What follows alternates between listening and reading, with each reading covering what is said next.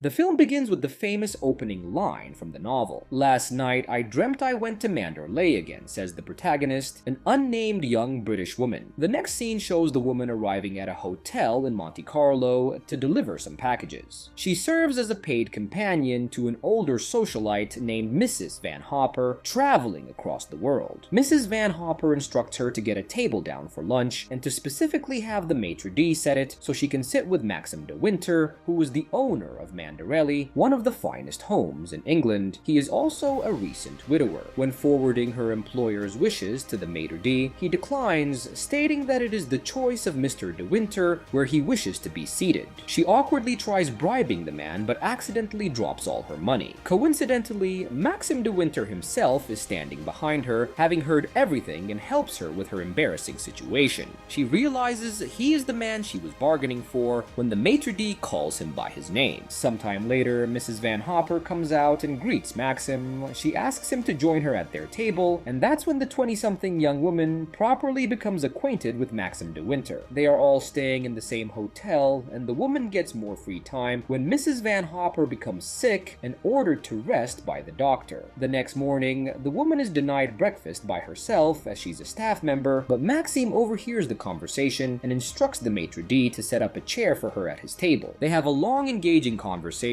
even after they are done with breakfast, and it's clear that Maxim likes her. Later, he has a note delivered to her room, inviting her for a drive. The woman makes an excuse about having a tennis practice to Mrs. Van Hopper, and she leaves with Maxim. They keep doing this every day, and soon enough, a whirlwind romance ensues between the woman and Maxim. When Van Hopper finds out about the affair, she decides to leave Europe and go to New York. The woman is distraught, meets with Maxim, and tells him all about it. When it seems that they are going to part ways for good as the socialite has decided to move to New York, Maxim proposes to her, "I'm asking you to marry me, you little fool." The couple go to Mrs. Van Hopper to announce her their engagement, and she acts as if she's excited for them, saying it's the most wonderful news she's ever heard. They plan to marry there, have their honeymoon somewhere in Europe, and head to his home, Manderley. Just as Maxim leaves to get everything ready, Mrs. Van Hopper shows her true feelings, stating that he's only marrying her because he doesn't want to go on living in that big old house with his late wife's ghost. The woman replies, "I don't believe in ghosts," before storming out. Following a quick ceremony and a honeymoon, he takes her to his ancestral home in Cornwall, a sprawling estate known as Manderley. The household is run by Mrs. Danvers, who originally came to Manderley with Maxim's late wife, Rebecca. The second, Mrs. de Winter's Cinderella-like story, quickly starts disintegrating as she realizes the enormous shadow that the dead woman casts on every aspect of life in Manderley. Maxim's complete refusal to talk about Rebecca leads her to believe that he is already regretting his marriage to a woman as plain and simple as her. Her fears are fueled by Mrs. Danvers, who never misses an opportunity to let the protagonist know that she will never measure up to Rebecca. Because of her unparalleled beauty, intelligence, and apparent kindness, Rebecca seems to have been idolized by almost all the people that knew her. The protagonist feels that she is fighting a losing battle, not only over asserting her authority over the manor, but also for her husband's affection. As the film progresses, the protagonist's fear and trepidation transform into a disturbing obsession about the manor's previous lady, mirroring the similar but more intimate emotions of Mrs. Danvers for Rebecca. She convinces Maxim to let her hold the annual costume ball, which Rebecca organized in the past. She thinks she can win over the staff, friends, family, and even Maxim by demonstrating that she is fulfilling her duties as a spouse of a nobleman. However, on the day of the ball, Mrs. Danvers tricks her through her maid to wear a dress that Rebecca wore before her death. When she makes her appearance at the ball, there is pin-drop silence, and Maxim is looking at her with horror and disgust. She quickly realizes that she somehow made yet another mistake and leaves. The new Mrs. de Winter is naive, innocent, and guileless, or at least at first she is, and after the catastrophic ball, Mrs. Danvers traps her between herself and an open window and almost manages to convince her to jump. But a nearby shipwreck changes everything. When Rebecca died, Maxim identified a decomposing dead woman as her, and that was that. However, after a violent storm, her boat resurfaces with her remains on board. This reopens the investigation into Rebecca's death. Maxim is apprehended by the police, but is later released, unbeknownst to his wife. The second Mrs. de Winter later finds and confronts her husband, who finally opens up about his relationship with Rebecca. He reveals that although although Rebecca had all the appearances of an ideal wife, she was a cruel, vindictive, and hateful woman who made his life miserable. She had multiple affairs, including one with her cousin Jack Favell, and flaunted them in front of him. Rebecca knew that he could never divorce her because of his family's position in society. She also told him that she was pregnant with another man's child and threatened to raise the child as if it were Maxim's, knowing that he couldn't do anything about it. He could not stand the idea of a child not of his bloodline inheriting his name and estate. Ultimately, all the taunting and humiliation culminated into that moment of profound shame, and Maxim shot her. He then put the body on her boat and caused it to sink. It's a turning point for the second Mrs. De Winter shoot Maxim as he hands her the gun and implores her to or stand by him, and here she chooses the latter. In deciding to stand by this man, our heroine is on a dark path. Instead of focusing on the fact that her husband has just confessed to murdering his pregnant first wife, the woman is relieved that she was wrong all along. All his actions regarding Rebecca up until that point were driven not by love, but hatred.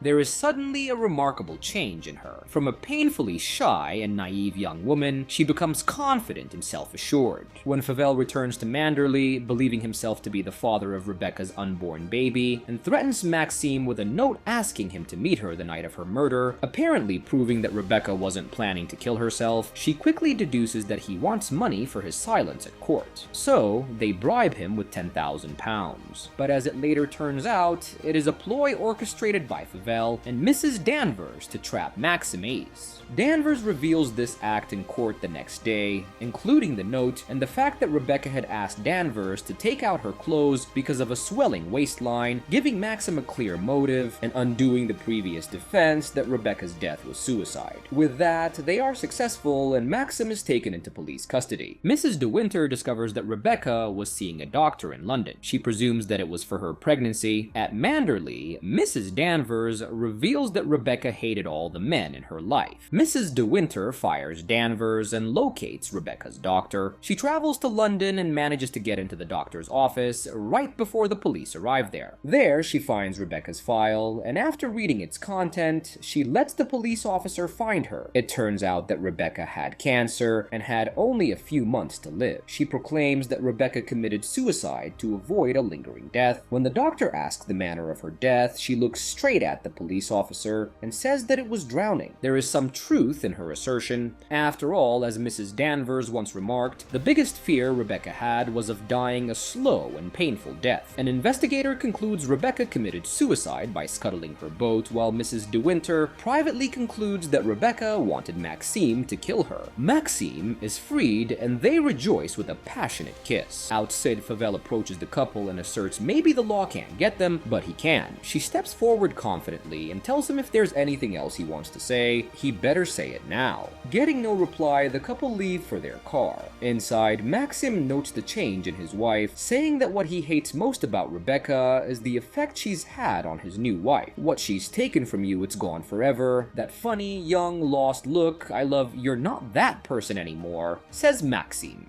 Don't hate her for that, the second Mrs. De Winter replies. Of course, Maxim would miss his pliable, innocent young wife, but instead, he made her accessory to murder after the fact. You can't have it both ways. This is not something Rebecca has done, it is something Maxim has done. As he and Mrs. De Winter are returning home, they spot a distant brightness. Maxim realizes that Manderley is on fire. When they finally get there, the entire house is blazing. A maid reveals that Mrs. Danvers started the fire and fled. Mrs. De Winter races to the cliffs and finds Mrs. Danvers standing on a precipice. She pleads with Mrs. Danvers not to jump. In her final sinister act against the couple, Mrs. Danvers took away their home. If her beloved mistress can't have Manderley, then no one can. Before leaping to her death, she ominously says that Mrs. De Winter will never find happiness, to which she resolutely answers, "Yes, I will." And perhaps she will. Because the second Mrs. De Winter is clearly no longer willing to live in anyone's shadow. The film ends with the couple in a second-class hotel in Cairo. According to Mrs. De Winter, they will be traveling until they find a real home. Looking in the mirror, smoking a cigarette, she says she can see the woman she is now and knows she made the right choice. To save the one thing worth walking through flames for, love. They still have each other, and that's all that matters. In its own way, this declaration is radical radically unapologetic as well. Both of them have lost much, and there is a considerable possibility that they will spend the rest of their lives as vagabonds, never really finding that real home.